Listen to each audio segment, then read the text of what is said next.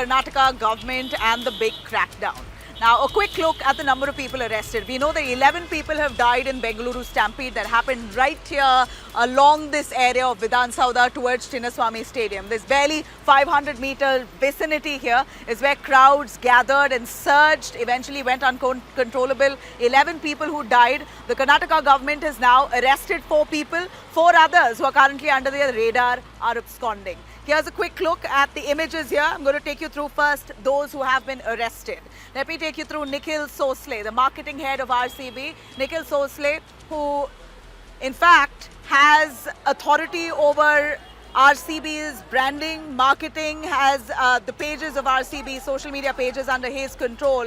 The allegations are that Nikhil Sosle put out messages on social platforms claiming that RCB is giving out free passes for people to come inside Chinnaswamy Stadium for the victory parade.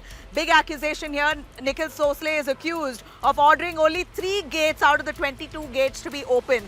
In fact, there are 22 gates at Chinnaswamy Stadium. Nikhil Sosle and DNA Networks collectively decided all the gates should be shut except for 3 gates. That's 19, 20 and 22. These are the 3 gates that Nikhil Sosle and the DNA guys collectively decided will be kept open, rest will be shut. So what happened was crowds actually congregating in one area. So Nikhil Sosle has been accused of managing these social handles, putting out messages on the platform saying, come in at this time, come in at 3:30, felicitation at about 4, different timings that were given, confused the crowds, and eventually the stampede happened. Most importantly, RCB did not have a written permission to pull off this event. So Nikhil Sosle, as the man who's the head of marketing for RCB, has now been arrested. In fact, he was arrested while he was trying to abscond. He was arrested from Bengaluru airport is what we hear.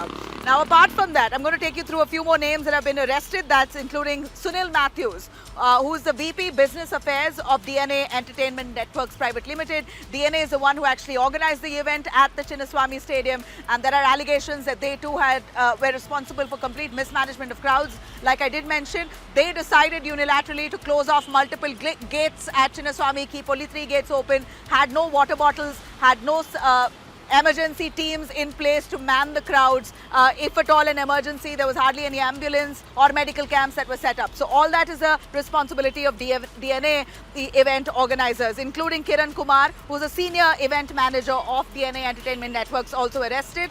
Also arrested is Sumant, who's the employee of Ticket Genie Solutions. Ticket Genie, who is associated with DNA and RCB to sell tickets. They are also, their representative Sumant has also been arrested there.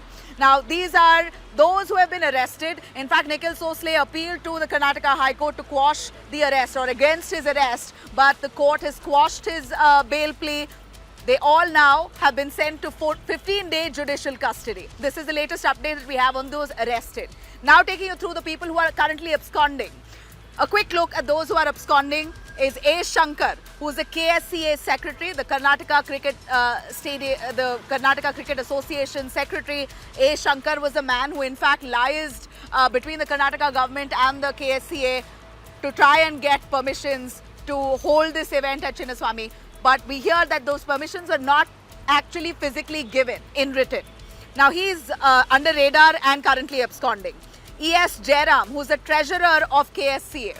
Also Rajesh Menon, who's the COO of RCB, along with Majid, who's the director of Ticket Genie, who currently are absconding. They are under radar, but nowhere to be seen. In fact, officials are looking, they're on the hunt for these 4 men who you see on our screens there. So 8 people in total, 4 of them arrested, 4 of them absconding, that the Karnataka government and the police have identified to be those key accused in this unfortunate stampede that killed 11 people in Bengaluru. Highly tragic. Now, we're looking at the blame game. Clearly, Karnataka government at this point have pinned the blame entirely. Apart from themselves, they pinned it on everybody else. RCB made the event announcement. Police denied parade permission. Police, in fact, failed in ensuring that the crowds were in control. These are words of the government itself. But the big question is, who gave clearances? Even if RCB sent out a message claiming that this event is going to be happening, this parade is going to be happening, even if there were messages that were sent out, why exactly why did the police not actually crack down? How did the government actually have the police man a situation like that? The government says it did not give permission, but how did the event get pulled off? Here is Vidhan Sauda right here, right behind me, where the felicitation happened along with Chinnaswamy Stadium felicitation. Same day, 2 events. If the government says it's police and RCB's responsibility, I'd only ask then, who gave clearance from the government side? This is unfair that the government takes no responsibility.